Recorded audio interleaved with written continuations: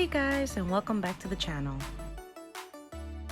Today I'm going to show you how you place down infusible ink sheets. For this project I'm using the small infusible ink 4.5 by 12 inches since I will be making a cup as I explain this. Now, what you need to do is wash your hands because your hands naturally secrete oils and you don't want it to affect your design. Also, make sure that they are fully dry, not moist, all the way dry, because you don't want to mess up your paper that you just bought.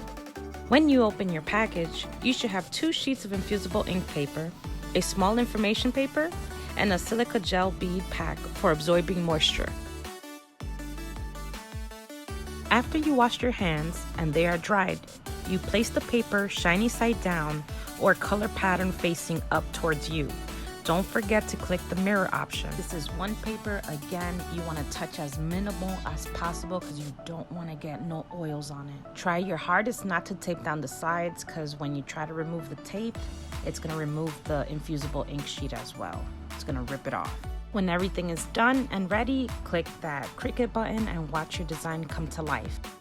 By this point, while I'm starting to cut out my design, I like to turn on my Cricut press just to have it ready on the side and wipe down the cup that I'm going to be using, all just so I can save some time.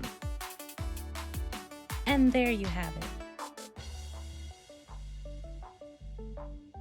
If you have any questions or requests, or just want to say hi, please leave a comment below.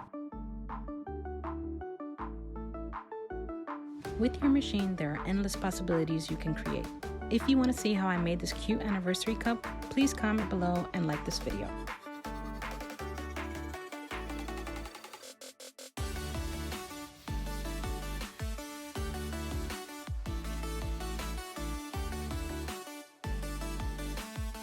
So do your girl a favor, share this video, smash that like button, tickle that bell icon so you can get notifications on my new videos, and please subscribe.